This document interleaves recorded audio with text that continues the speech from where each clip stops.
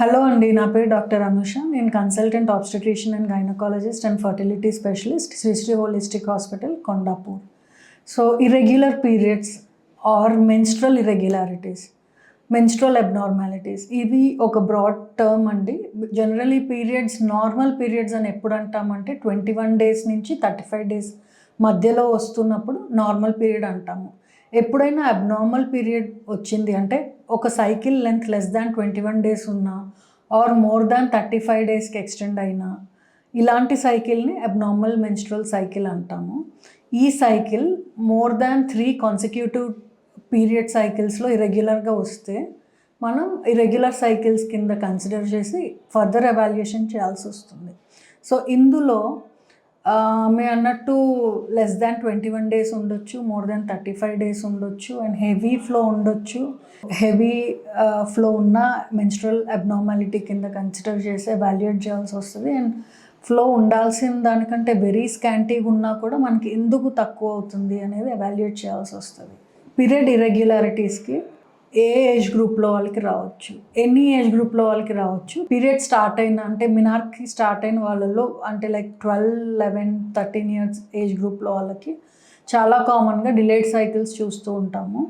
వీటికి కారణం ఇది జనరల్గా వీళ్ళకేం ప్రాబ్లం ఉండదు. జనరల్గా ఇది ఇంకా వీళ్ళ హెచ్పిఓ యాక్సిస్ అంటాము. ఈ యాక్సిస్ అంటే ఈ హార్మోనల్ బ్యాలెన్స్ ఇంకా అచీవ్ అవ్వరండి ఇమీడియట్లీ ఆఫ్టర్ మినార్కి. 1-2 years, కొంతమంది 3 years వరకు కూడా వాళ్ళ హార్మోనల్ మెచ్యూరిటీ ఉండదు కాబట్టి వాళ్ళకి రెగ్యులర్ పీరియడ్స్ రావటం అనేది నార్మల్. వీళ్ళలో మరీ heavy bleeding and beyond 10 days, beyond 15 days bleeding వచ్చి ఎనీమియాకి దారితీసేంత హెవీ బ్లీడింగ్ ఉంటే we have to evaluate and we have to treat.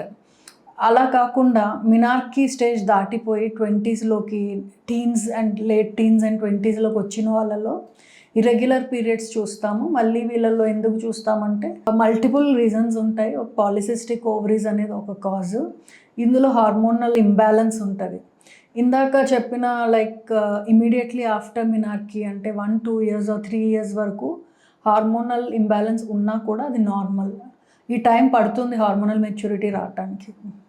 After that ఇంకా ఇరెగ్యులర్ ఉంది ఆర్ కొత్తగా ఇరెగ్యులర్ అయింది టీన్స్లో, లేట్ టీన్స్ అండ్ 20sలో వాళ్ళకి వెయిట్ పుట్ ఆన్ అవుతున్నారు. అదర్ సిమ్టమ్స్ లైక్ యాక్నీ వస్తుంది, అన్వాంటెడ్ హెయిర్ వస్తుంది.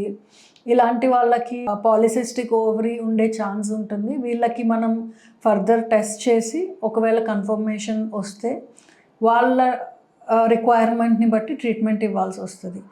టెస్ట్ వచ్చేసి మనకి అల్ట్రాసౌండ్లో తెలుస్తుందండి కొంతవరకు. ఇంకా కొన్ని హార్మోనల్ టెస్ట్లు కూడా చేసుకుంటే మనకి దీనికి డయాగ్నోసిస్ వస్తుంది.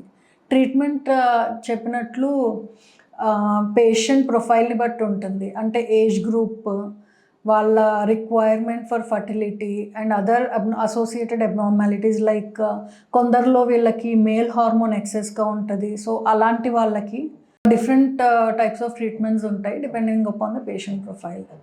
అలా కాకుండా మిడ్ ఏజ్ అండ్ లేట్ ఏజ్లో వాళ్ళలో కూడా ఇరెగ్యులర్ సైకిల్స్ వస్తాయండి. చాలా రీజన్స్ ఉంటాయి దీనికి.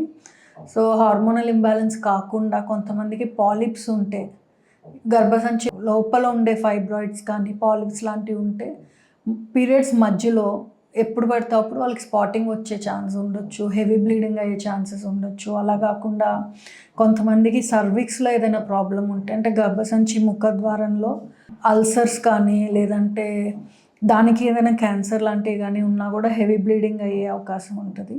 ఇంకొంతమందికి హార్మోనల్ ఇంబ్యాలెన్స్ లేకపోయినా కూడా గర్భసంచి లోపల పొర మందంని బట్టి హెవీ బ్లీడింగ్ అయ్యే ఛాన్సెస్ ఉంటుంది. ఇంటర్మెన్స్ట్రల్ స్పాటింగ్ అంటాం, అలా అయ్యే ఛాన్సెస్ కూడా ఉండొచ్చు. సో ఏజ్ని బట్టి, వాళ్ళ patient profile and other health ఇష్యూస్ని బట్టి వాళ్ళని ఎవాల్యుయేట్ చేసి అండ్ ఫర్దర్గా మేనేజ్ చేస్తాం.